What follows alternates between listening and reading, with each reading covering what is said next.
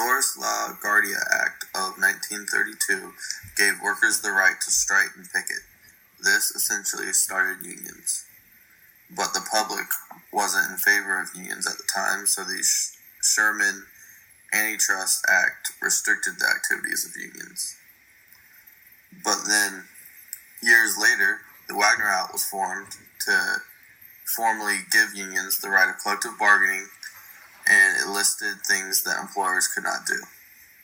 So then in 1947, the Taft-Hartley Act was added to balance out the Wagner Act and give things that the unions couldn't do. And finally, in 1959, the government was put in charge of governing these unions.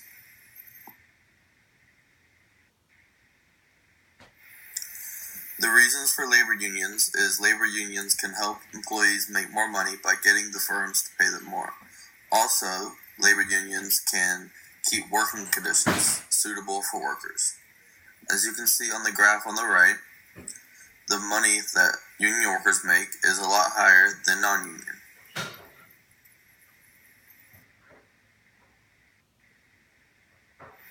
Other things that unions can do is bargain with health and safety regulations, settle grievances with job assignments, conflicts with supervisors, and cooperate in implementing productivity-enhancing ideas like technology and training.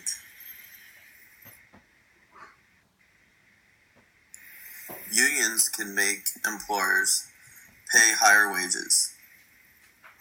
But if they go for low wages, then they can hire more employees. If unions make wages go up, then they have to decide if people need to be fired or if they're going to make people go to part-time.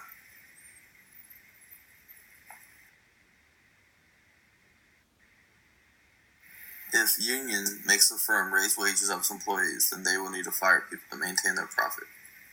So employees that have been at the company longer with more seniority be more in favor of a wage increase, while employees that have not been there as long will not be as in favor because they fear their jobs will be lost.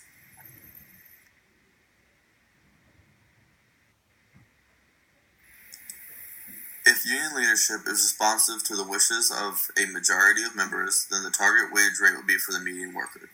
The median worker is the person in the middle of the seniority scale. Other factors that might affect his decisions are the relationships he has with workers and the level of power that his union has in the workplace.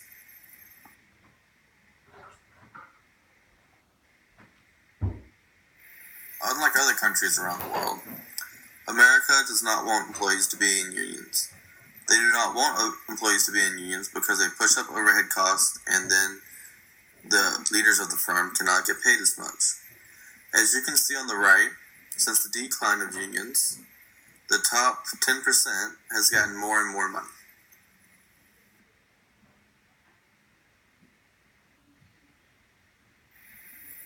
Unions are not all good, though. Unions have simply moved wages so high in the U.S. that they are failing to be effective.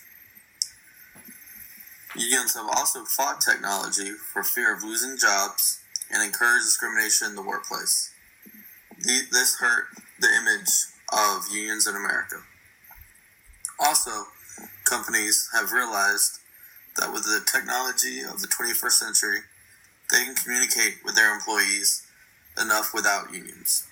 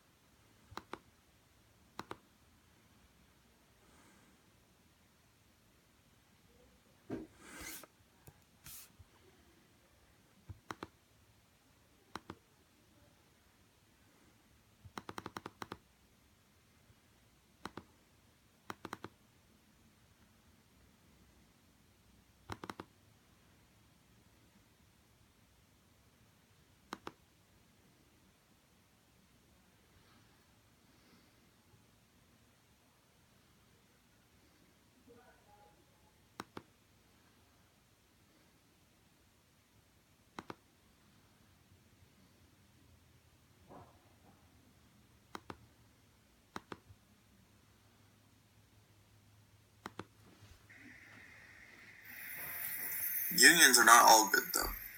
Unions have simply moved wages so high in the U.S. that they are failing to be effective. Unions have also fought technology for fear of losing jobs and encouraged discrimination in the workplace. This hurt the image of unions in America. Also, companies have realized that with the technology of the 21st century, they can communicate with their employees enough without unions.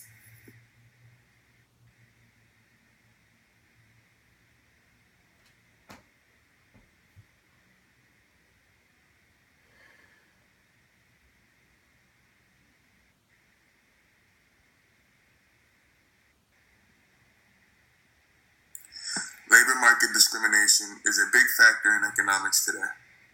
Employers practice labor market discrimination against a group of workers if they are unwilling to hire members of that group at the same wage rate that they pay to equally productive members of a more favored group. Discrimination occurs when participants in the marketplace take into account factors such as race and sex when making economic changes. Labor market discrimination is one of many factors that explains the wage gap. When there are different earnings and employment opportunities across equally skilled workers employed in the same job because of race, gender, national origin, sexual orientation, age, looks, or religion, this is referred to as discrimination.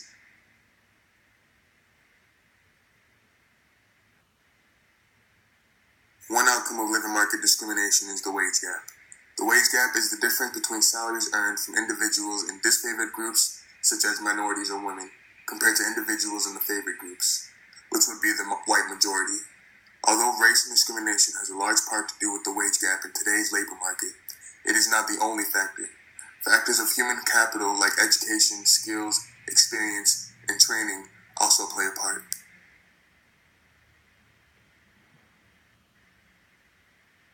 In the labor force, there are many different types of discrimination against workers. There are wage discriminations, which is when females or black workers are paid less than male white workers for doing the same work. Employment discrimination, where blacks and women bear a disproportionate share of unemployment.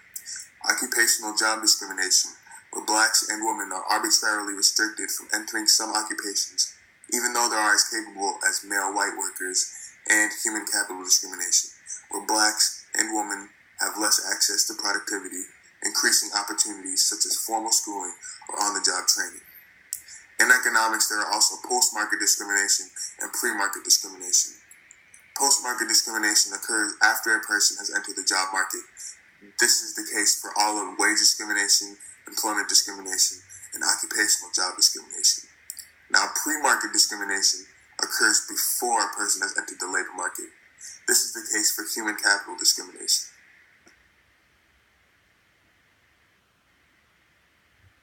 Men and women's wages differ significantly by ethnic group.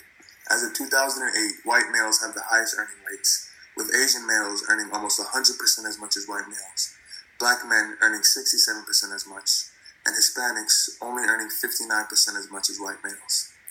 Also, as you can see, women are grossly underpaid compared to men. In the whole scheme of things, Hispanic females earn 48% as much as the Asian males.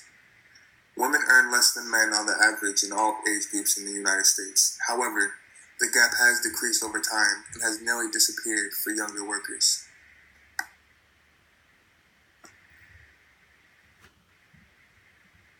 While some occupations have become increasingly integrated over time, others remain highly dominated by men.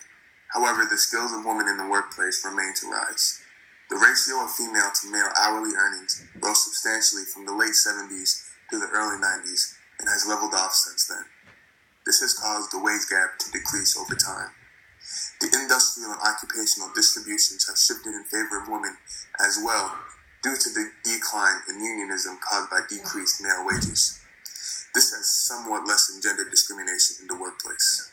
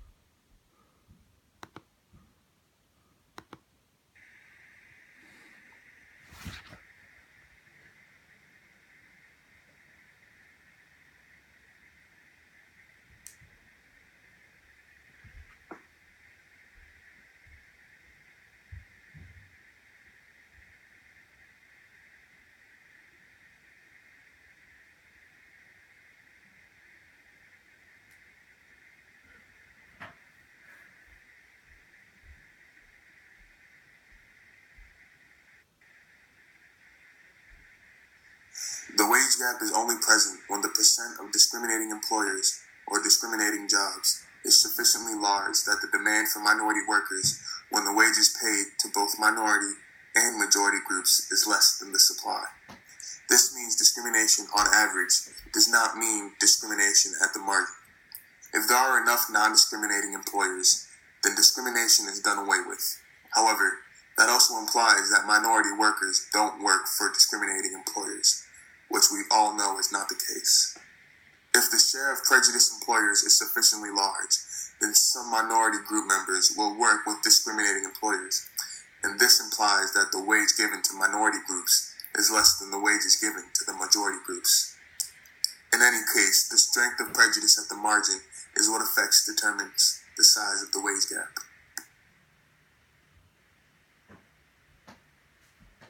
Discrimination affects employers as well as employees. It may seem that employers gain from discrimination because it lowers wages, but that would only be the case if employers were unanimous in their intent to discriminate. From the viewpoint of any employer, there is an incentive not to discriminate. Employers who set aside prejudices and hire equally productive workers from the disfavored groups have a cost advantage over employers who do discriminate. That allows them to undercut competitors' prices, either driving them out of the market or forcing them to change their hiring practices. In the long run, competition would get rid of both the practice of discrimination and the wage gap.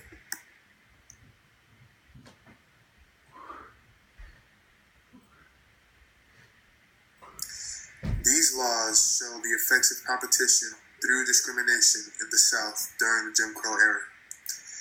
In this case, competition and the profit motive threatened to undermine discrimination to such an extent that states found it necessary to pass laws that supported discrimination by employers. Most southern states passed labor laws to protect traditional systems of exploitation towards the minority group. Enticement laws made it a crime for white employers to entice a worker who had a contract with another employer. This was to prevent competition for workers that might hike up wages. Contract enforcement laws made it a crime for a black worker to break a labor contract with a white employer in order to seek work elsewhere. This standard contract period was 1 year, but its aim was to prevent competition at harvest time when the demand for labor was the strongest. Vagrancy laws made it a crime for any person who was able to work from wandering or strolling in idleness. This law kept black workers and the labor force from spending time between jobs shopping around for the best wages. Immigrant agent laws curbed the activities of labor recruiters from other states or even other counties. For example, laws passed by the city of Montgomery imposed a $100 fine or 6 months in jail on anyone who printed, published, wrote, delivered, posted, or distributed any advertisement that tried to persuade people from leaving the city to work elsewhere. Last, the Convict Lease Act allowed prisons to lease black prisoners to private employers, including those convicted of violating contract or vagrancy laws. Since this lease was short-term, the employer, much unlike the slave owner, did not have interest in preserving the work's health.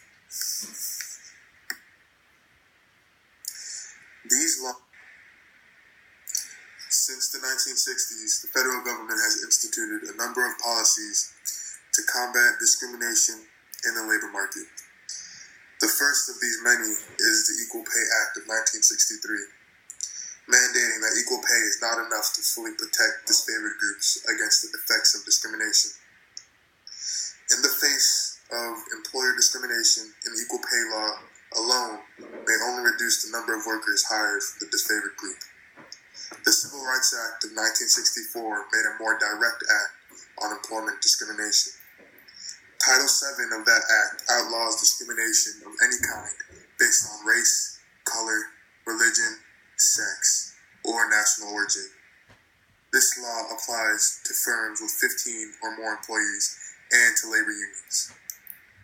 A third important federal policy is Executive Order 11246, which President Lyndon Johnson signed into act in 1965. This order sets anti-discrimination standards for all companies doing business with the federal government, so it covers most major firms. A key feature of the order is that major federal contractors must file affirmative action programs. Under affirmative action, a firm pledges to do more than just simply not discriminate. It conducts its statistical analysis of its workforce and takes certain steps through recruitment, training, and hiring of women and members of minority groups for jobs where few of them have found employment.